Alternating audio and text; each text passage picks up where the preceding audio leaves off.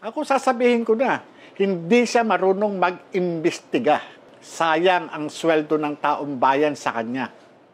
Ito ang mga katagang binitawan ni former PDEA agent na si Jonathan Morales sa eksklusibong panayam ng SMNI News matapos ang ginawang pagtatanong sa kanya ni Senator Jingo Estrada sa ginawang public hearing ng Senate Committee on Public Order and Dangerous Drugs nitong nakaraang araw.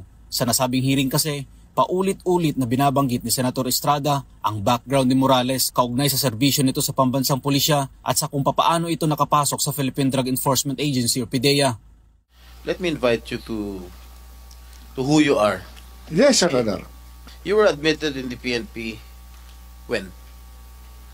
1993, Your Honor. Exact date? Hindi ko na...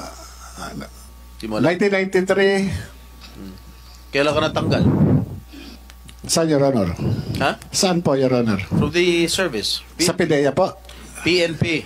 Sa PNP po, yung sinasabi po ni General Lasso. Just answer my question. Kailan ka natanggal? When were you dropped from the rolls of the Philippine National Police? According to the information that I have received, you were dropped from the PNP on April 25, 1994. Meron pang ano yan, Your Honor, na restored yan, Your Honor. You were admitted, you said you told us 1993. Correct?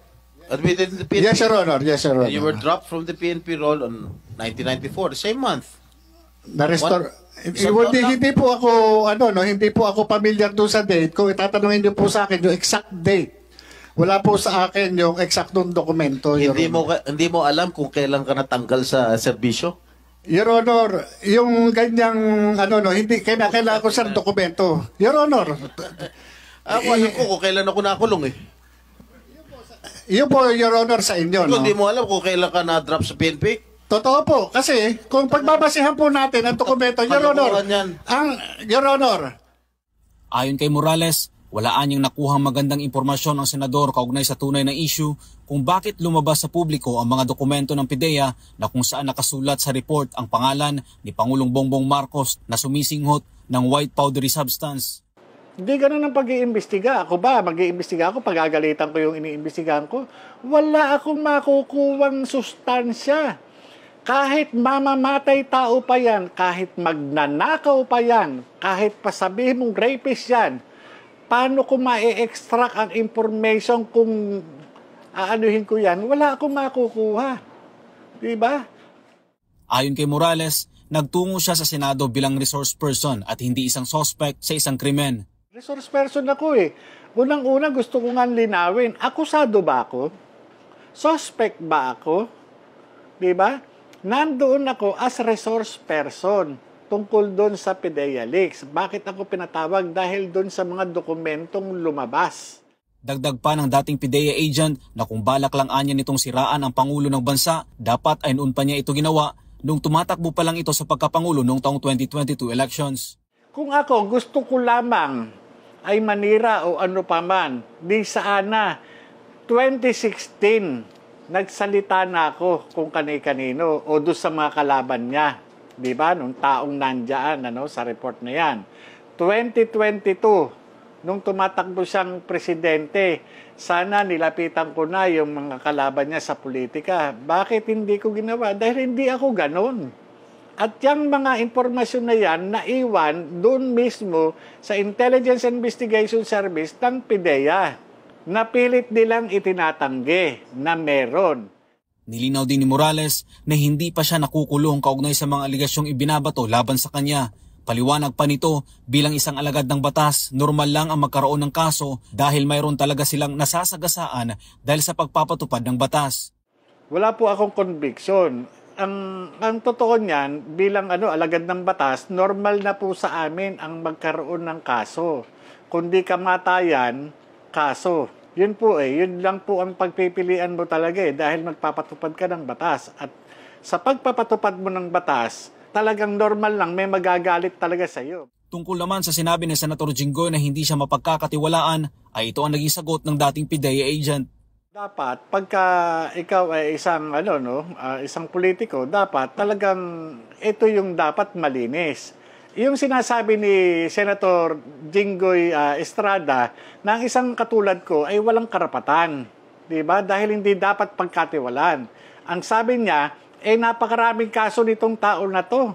Sari-sari ang kaso, sari-sari ang naging kaso, na hindi naman niya sinasabi na ako ay nananalo sa kaso at ako ay naaakwit. Ang tanong nga, sino sa aming dalawa ang talagang dapat na pagkatiwalaan? Yung bang may mga kaso o yung na-convict na ng hukuman? Bumuelta din si Morales patungkol sa sinabi ni Senator Jinggoy na pawang hearsay lang ang mga dinala nitong issue sa Senado. Ayon kay Morales, magkaiba ang utos sa hearsay lang. Anya, kaya hindi natuloy ang operasyon sa paghuli kay Bongbong Marcos noon, yun ay dahil sinunod niya lang ang utos ng nakakataas sa kanya at yun ay instruction at hindi hearsay. Ako, nung kausap ko yung aking opisyal at yun ang sinabi, sabi nga niya, naniwala ka naman. Sino ang gusto niyang paniwalaan ko? Yung janitor. Ang kausap ko, number 3 man ng PIDEA. Assistant Secretary, Deputy Director General for Operation. Hindi ko paniniwalaan. So hindi yung hearsay? Hindi po hearsay. Totoo po yung kausap ko po mismo, yung aking Deputy Director General for Operation. At yung sinasabi na yun ay sinusunod namin. Kasi pinagkatiwalaan po ng presidente yan in-appoint ng presidente. Sabi pa ni Morales, ang dapat anyang ginawa ni Senator Jinggoy ay ipalabas kung gaano kalihitimo ang dokumento, kung tunay ba ito o hindi.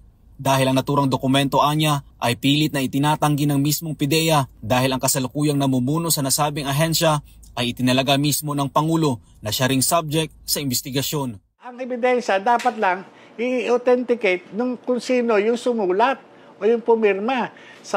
Yung pong inaano dito is yung mga authority to operate at saka yung pre-ops. Ang mag-authenticate yan ako kasi ako yung gumawa Sinasabi ko nga ako yung nag-imbestiga, ako yung dinideny lamang nila. Bakit? Kasi nga, ang nag-appoint kay General Lasso ay yung nakaupong presidente ngayon. Yun po yun. Dahil sa mga nangyari at estilo ng pagtatanong sa kanya sa Senado, hindi maiwasan ni Morales na matakot. Kanyang opinion po yun, Siguro talagang ganun po yung abot ng kanyang ng kanyang pag-unawa bilang isang politiko, sinasabing halal ng bayan. Pagka ganun po yung abot ng ng kaisipan ng isang halal ng bayan, nakakatakot. Sa kabuuan ng hearing, sinabi ni Morales na paninira lang sa kanya ang tunay na pakay ni Senator Jinggoy Estrada. Una, talagang napansin ko talaga character assassination na yung ginawa niya, At wala siya talagang inatupag, kundi talagang durugin yung pagkatao ko. Para sa Diyos at sa Pilipinas, kumahal Almar Forzuelo, SMNI News.